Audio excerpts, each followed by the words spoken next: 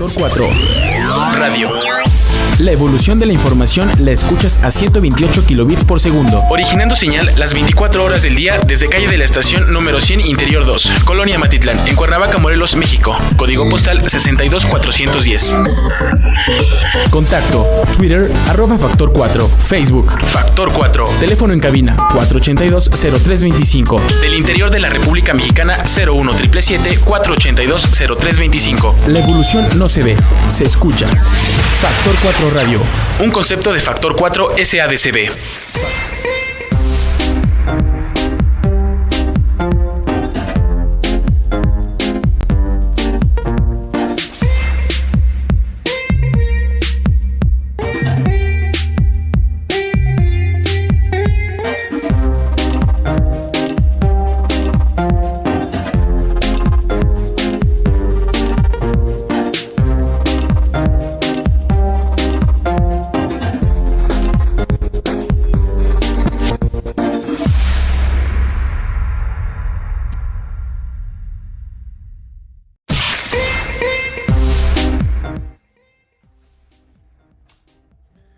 Muy buenas tardes, amigos y amigas que me hacen el favor de acompañarme a una emisión más de su programa Nuestros Derechos. Yo soy Joel Reyes Becerril.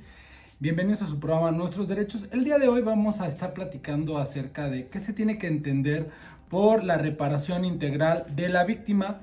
Esto dando seguimiento al tema de la semana pasada, donde hablábamos acerca de qué es la víctima y cuáles son sus derechos. Antes de empezar, les recuerdo cuáles son los datos donde nos pueden encontrar. Ya lo saben, nos encuentran en Facebook como Factor 4. A mí también me encuentras en mis redes sociales como Joel Reyes Becerril en el Facebook, Instagram. También estoy en mi canal oficial en YouTube, me encuentras como Joel Reyes Becerril, y en todas las plataformas de Factor 4. Así es que bueno, ya sin más preámbulo, voy a hacer un pequeño recordatorio de lo que hablamos en el programa pasado. Les hablaba yo acerca de la ley de víctimas, tanto la ley general como la ley para el estado de Morelos, y hablamos acerca de cuál es el concepto de víctima y quiénes pueden ser también las víctimas.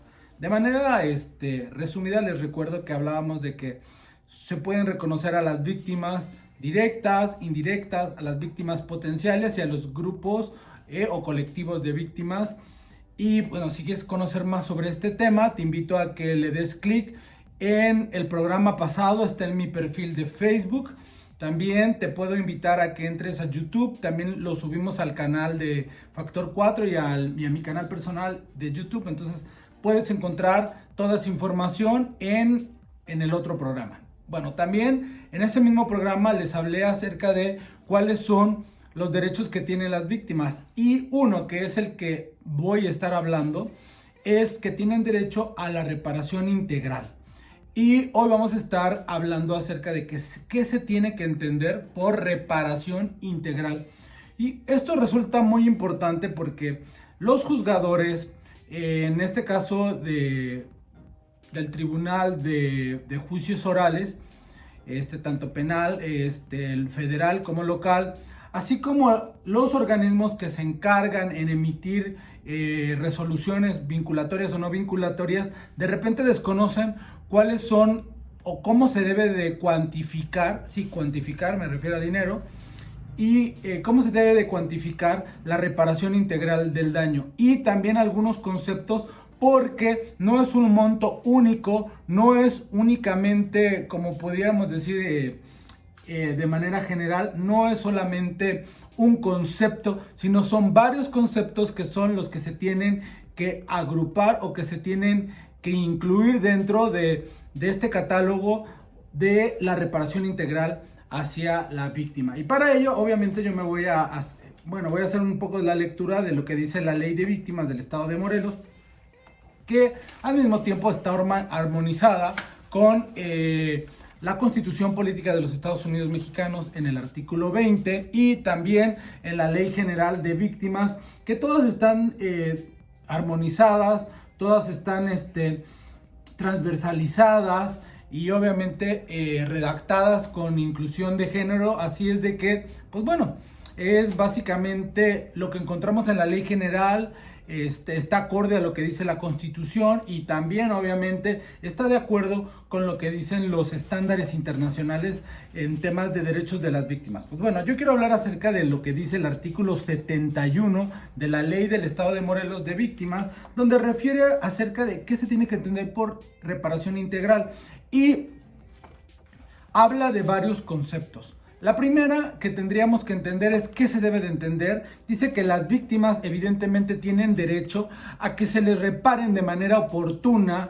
y plena, eficaz, transformadora, integral, efectiva, todos los daños que han sufrido como consecuencia de un delito, de un hecho ilícito que la haya victimizado o de una violación a derechos humanos. Entonces, estas víctimas no solo tienen derecho a que se les repare el daño por cuanto han sido víctimas de un delito. ¿Qué delito podría ser? Pues bueno, cualquiera. Pero también sobre violaciones a derechos humanos. También yo lo hablaba en el programa pasado y les decía cuál es la diferencia entre ser víctima de un delito y ser víctima de una violación a derechos humanos. Bueno, básicamente lo recuerdo, un delito. Eres víctima de un delito cuando se comete algo que el Código Penal marca como eso, como un delito. Pues tenemos un catálogo muy amplio, cada estado tiene catálogos diversos, porque cada estado tiene su Código Penal. Tenemos un Código Penal federal, un Código Nacional de Procedimientos Penales también, pero para el caso, ¿qué es un delito? Pues los que marca el Código Penal, ¿no? Tanto el local como el federal.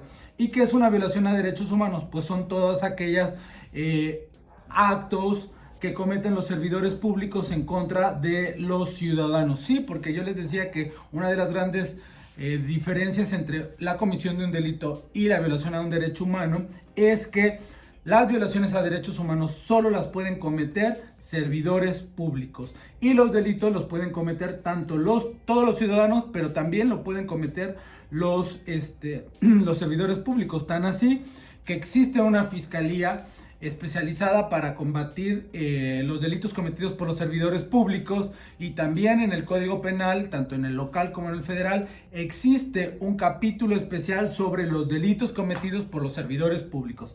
Así es de que de manera general, pero bueno, si quieres saber más de este tema, te invito a que veas el programa pasado, porque esto ya lo hablé en el programa pasado. Nada más estoy haciendo un pequeño recordatorio respecto a cuál es o qué tiene que ser considerado un delito y una violación a derechos humanos. Entonces, como lo dice este artículo 71, todas las personas que han sido víctima de un delito o una violación a derechos humanos tienen el derecho a que sea reparado el daño de manera oportuna, de manera integral, de manera efectiva, transformadora, integral, diferenciada, pues, y también compensatoria, y se tienen que tomar pues muchísimas medidas para que esta reparación integral se pueda llevar a cabo. Ahora, ¿cuáles son estas medidas para que se pueda cumplir algo que se conoce como reparación integral? Pues bueno,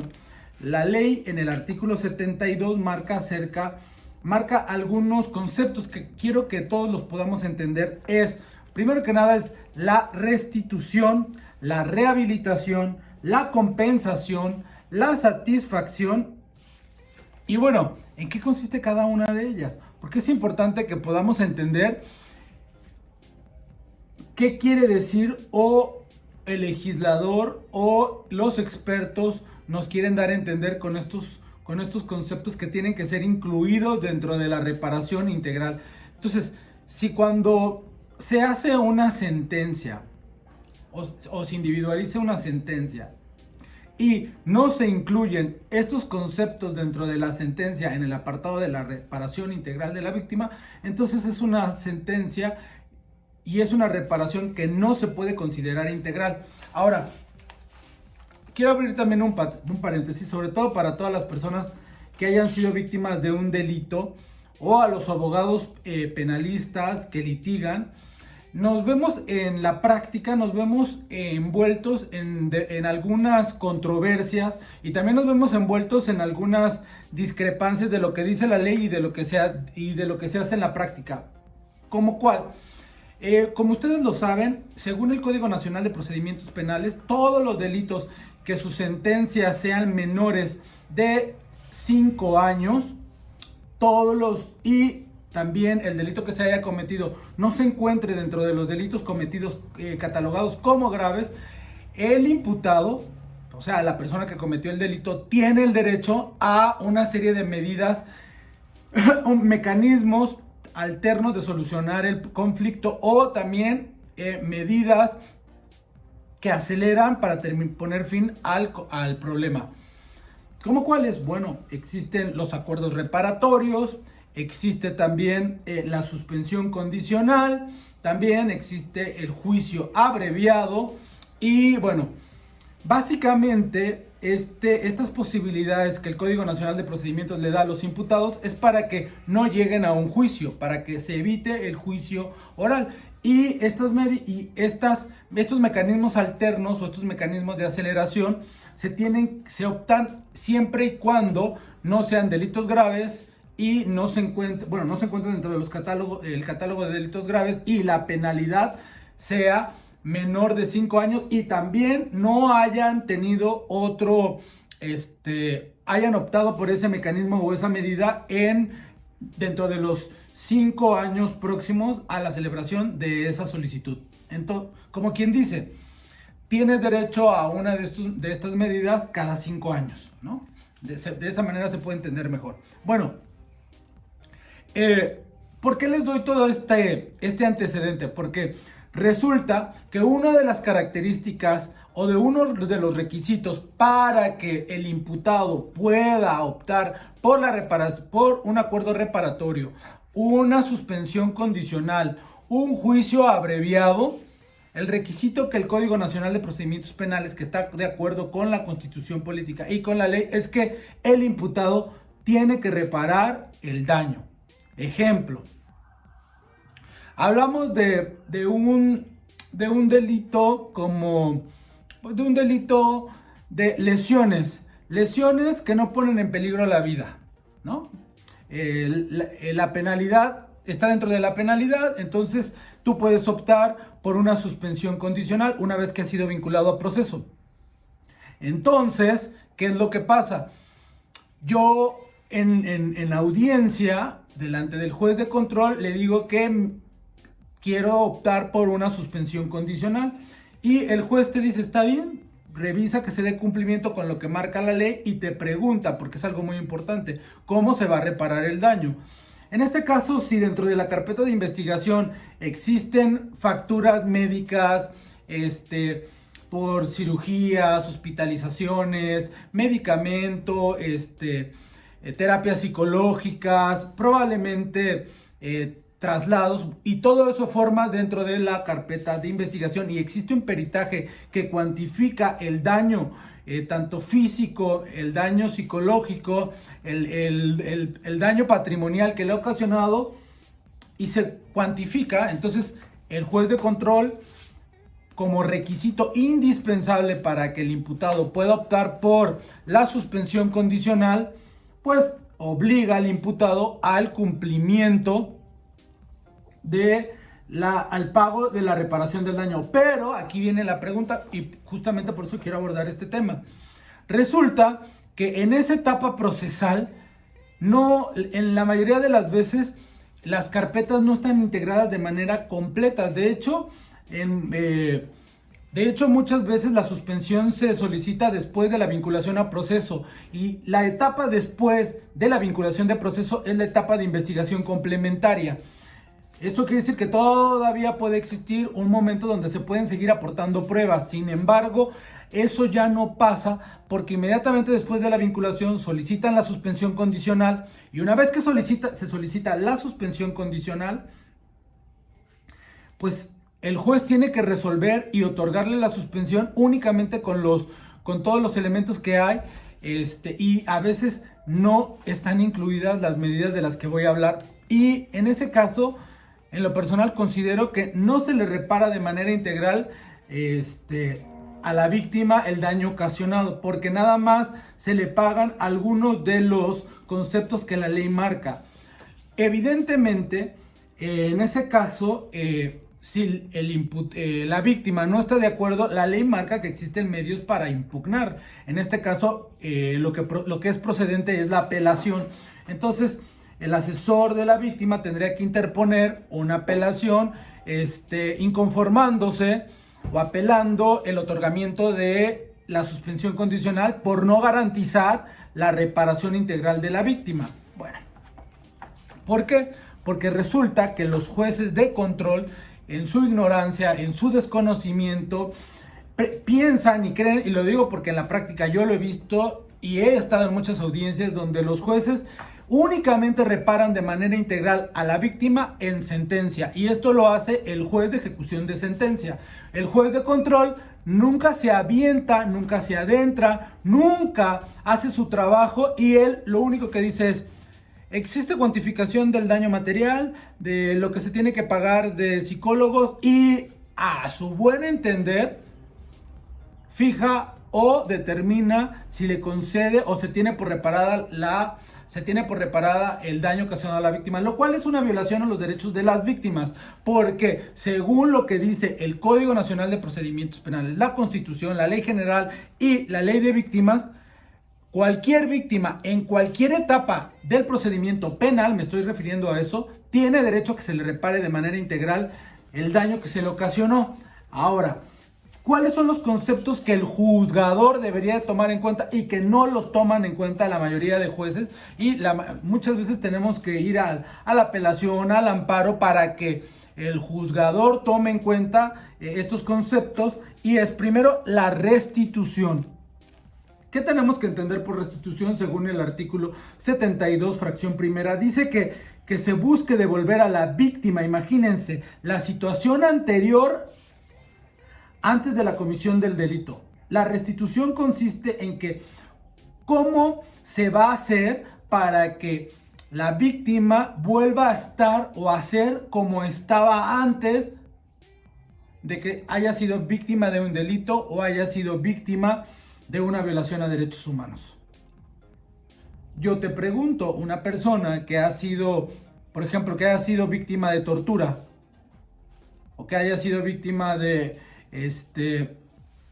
desaparición forzada de persona o desplazamiento forzado de persona, ¿cómo puedes restituir a una familia, a las víctimas directas, a las víctimas indirectas, a las víctimas potenciales, a los colectivos de víctima? ¿Cómo los puedes volver a un estado o a una situación anterior? ¿Cómo?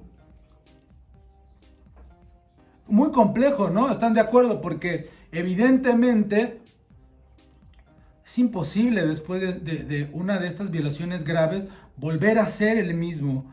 Sin embargo, la ley contempla que se tiene que tomar una medida de restitución. Más adelante voy a hablar ejemplos de cómo se puede hacer, cómo se cuantifica, cualifica. Ahorita solo quiero hablar de los conceptos.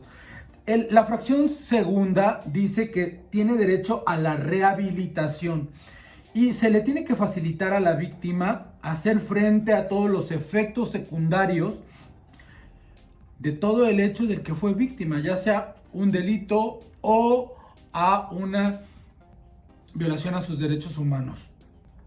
Y cuando nos referimos a una rehabilitación, no solo nos referimos a la rehabilitación posiblemente física, también se tendría que tomar en cuenta una rehabilitación económica, una rehabilitación emocional, psicológica, porque vuelvo a lo mismo. ¿Cómo se rehabilita a una familia que posiblemente perdieron a su hija víctima de feminicidio? ¿Cómo? ¿Cómo se rehabilita? ¿Cómo podríamos rehabilitarla? ¿Cómo podríamos hacer que vuelvan a ser la misma familia de antes, siendo que una de sus seres queridos, su hija, fue víctima de feminicidio? Bueno, esas preguntas las contestaremos más adelante porque haremos un ejercicio muy interesante. La compensación y el derecho que tienen las víctimas a que sean compensados. Esto quiere decir que se les otorga a la víctima de forma apropiada y proporcional a la gravedad de los hechos punibles cometidos o a la violación de los derechos humanos, teniendo en cuenta las circunstancias que ha sufrido pues que se le otorguen todos los, no sé, que se le haga una compensación por todos los daños sufridos, por todas las pérdidas económicas, por todas las consecuencias del delito o la violación. O sea, todo lo que tuvo que gastar, todo lo que tuvo que invertir, todo lo que tuvo que perder por la violación a un derecho humano o por la que fueron víctimas de la comisión de un delito, se le tiene que compensar. Yo me pregunto nuevamente, han visto en las noticias, ¿no? Cuántas, bueno, lo digo en este momento porque está muy de moda, por el documental de Maricela Escobedo. Si no lo han visto, se los recomiendo, el documental de las 3 muertes de Maricela Escobedo. Y si ustedes ven el documental y hubiesen conocido la vida de Maricela, ella tuvo que dejar de trabajar, tuvo que desplazarse de su ciudad natal para irse a la Ciudad de México, a hacer caravanas, invertir en hacer una caminata. Y bueno, todo lo que pudo haber perdido, todo lo que pudo haber hecho, gastado, invertido para que encontraran a su hija. Y después para que encontraran al asesino de su hija. Entonces, ¿qué podría ser una medida de compensación en un caso como ese? Entonces, y por último, bueno, no por último, también otra de las medidas que se tienen que tomar es la satisfacción que reconozca y restablezca la dignidad de la víctima. O sea, al final, yo siempre les pregunto, ¿qué es la dignidad? ¿Qué es la dignidad o qué tenemos que entender legalmente por la dignidad? Bueno, la dignidad, según los máximos expertos en estos temas, dicen que es la no cosificación del ser humano. O sea, que no somos cosas, somos eso, seres humanos. Y por último, otro de los conceptos que tienen que ser tomados en cuenta en la reparación integral es el concepto de la no repetición, la garantía, que se le garantice que no se le va a volver a repetir, que no se repitan y que se sigan reiterando hechos como ese, tanto a la víctima como a los familiares, a las víctimas indirectas, a los colectivos, a los grupos, a las víctimas potenciales. Entonces, la gran pregunta es, a todos los que son abogados, a los que son abogados postulantes que litigan la materia civil, ¿cuántos de ustedes han visto una sentencia donde de manera, como se los he dicho, se cuantifique el daño ocasionado de manera integral a la víctima? Generalmente, las sentencias penales, lo único que dicen es,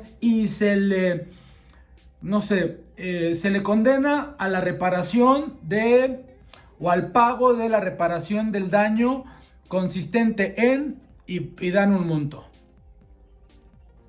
Pero muy pocas veces se clasifica por cuanto a ejemplo, porque las sentencias tendrían que ser así: por cuanto a la restitución se ordena tal cosa, por cuanto a la rehabilitación se especifica que se haga tal o cual cosa y se cuantifica tal cantidad. Por cuanto a la compensación, a las medidas compensatorias, tanto y tanto y tanto. Por cuanto a la satisfacción y a las medidas de no repetición, se le ordena al Estado o a la víctima, al imputado, el pago, lo que sea. En general, nada más se hacen. En las sentencias penales se incluyen dos conceptos: el pago de la multa y el pago de la reparación del daño. Y nunca se individualiza, se divide, se clasifica estos conceptos de los que he dicho. Sin embargo, son derechos que tiene la víctima a que la reparación integral sea tomada en cuenta. Y ahora les voy a hablar acerca de algunos ejemplos en la práctica de cómo se Sobre todo esto lo he visto más en la Comisión Nacional de Derechos Humanos, en la Comisión de Derechos Humanos del Estado de Morelos y en la Corte Interamericana, en algunos casos que voy a estar compartiendo. Por ejemplo, por cuanto a la restitución, que como ya se los dije, es que busca que la víctima vuelva a estar en la situación o en el estado antes de que fuera víctima de la violación o del delito. Entonces, por cuanto a la restitución, sobre todo a las personas que han sido víctimas de desplazamiento forzado de personas, se ordena que sea garantizado que puedan volver a su hogar, que sean vuelto o que sean regresados a sus casas y se les garantice la seguridad, se les garantice la seguridad integral de sus familias, de ellos, los servicios básicos. Entonces, eso podría ser un ejemplo. Por cuanto a, por ejemplo, les decía, al desplazamiento forzado de personas. Por cuanto a la rehabilitación, pues ¿qué pasa? Muchas veces, cuando eres víctima sobre todo cuando eres víctima de un delito, por ejemplo, en el caso del secuestro, las secuelas emocionales y mentales son muchas. De hecho, tenemos el protocolo facultativo de Estambul que habla acerca de los tratos crueles, inhumanos y degradantes y refieren que, por ejemplo, la incomunicación puede ser considerada, imagínense, la incomunicación puede ser considerada tortura, aunque físicamente no los hayan tocado, pero las secuelas en una privación ilegal de la libertad, en una incomunicación con tus familiares, la víctima sufre consecuencias que no se pueden a veces ni calcular, porque emocionalmente que les pueden durar para toda la vida. Y entonces, ¿qué sería una medida de rehabilitación? Obviamente que dentro de la reparación del daño, en el concepto de la rehabilitación, se ordene el pago de las terapias psicológicas, neurológicas, psiquiátricas, el pago del medicamento si es que se va a tener que someter a un tratamiento médico, psiquiátrico, o por ejemplo si va a necesitar terapia de por vida, o si va a necesitar apoyo psicológico, emocional, si va a necesitar el apoyo pedagógico para poder, no sé, volver a sus actividades de estudio, volver a su universidad, bueno, yo qué sé. Entonces, esos serían algunos ejemplos. El pago, obviamente, de las terapias, el pago del medicamento, el pago de todo lo que se va a necesitar y todo lo que la víctima va a tener que gastar para volver a tener una vida como antes. Todo lo que va a gastar para rehabilitarse, para que su vida sea como era antes. Ahora, la compensación, que justamente es uno de los temas más polémicos, porque yo he escuchado a algunos jueces que refieren que para la medida de la compensación, eso se tiene que hacer en la vía civil para que se paguen los daños y las costas. Sin embargo, quiero que sepan que no es así. El juez tiene la facultad y no le tiene que enviar, ahora sí que como dijeran vulgarmente, aventar el paquete a otro juez para que se hagan las medidas de compensación o el pago de los daños, las costas y todo lo que haya gastado la víctima, pues para que se le restituya. Le voy a hacer la lectura. Dice: la compensación que se le otorga a la víctima de forma apropiada y proporcional a la gravedad de los hechos punibles cometidos, y tiene que incluirse evidentemente todo lo que tiene que ver con el pago de miren, con eso, porque voy a hacer la lectura completa. En el artículo 79, que habla acerca de las medidas de compensación, dice que la compensación se otorgará por todos los perjuicios y sufrimientos, pérdidas económicas evaluables que sean consecuencia de la comisión del delito o de la violación a los derechos humanos. Y este concepto tendrá que incluir la reparación del daño sufrido, la reparación del daño moral, el resarcimiento de los perjuicios, la pérdida de oportunidades, el daño patrimonial generado como consecuencia del delito o de las violaciones a derechos humanos, el pago de los gastos. No se les olvide, es el artículo 79 en sus fracciones, incisos, 1, 2, 3, 4, 5, 6, 7, 8, y del que estoy haciendo lectura es el sexto. El pago de los gastos y de las costas judiciales del asesor cuando éste sea privado. O sea, que no tiene que hacerlo en una vía distinta como en la vía civil. El juez tiene la obligación de cuantificar también ese gasto. El pago de los tratamientos médicos o terapéuticos que como consecuencia del delito o de la violación a derechos humanos sean necesarios para la reparación de su salud psíquica, física de la víctima. Los gastos de transporte, alojamiento, comunicación, alimentación que le ocasionen si es que tiene que trasladarse de un lugar a otro. Por último, la compensación subsidiaria de las víctimas de los delitos señalados en el artículo 86 de la víctima consistirá en el apoyo económico cuya cuantía tomará en cuenta todo que será proporcional al daño ocasionado y los montos señalados en el artículo 84 de la ley.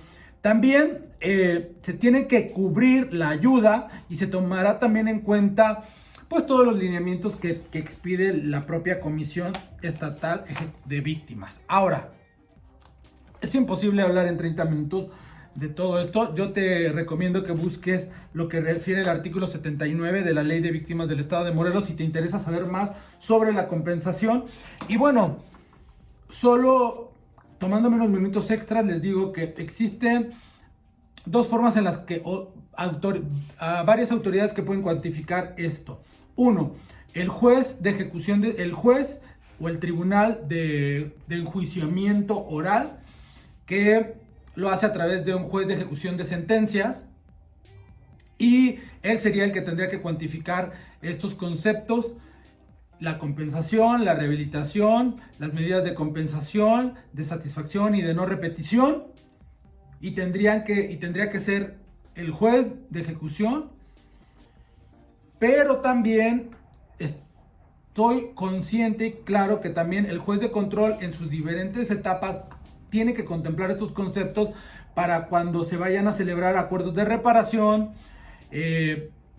juicios abreviados y también la suspensión condicional que le permitiría o cuando ya haya sido sentenciado, la sustitución de la sentencia, y el juez tendría que garantizar la reparación integral del daño, o sea que el imputado no pueda acceder a un beneficio si no primero repara el daño, y que repare el daño conforme a la ley de víctimas.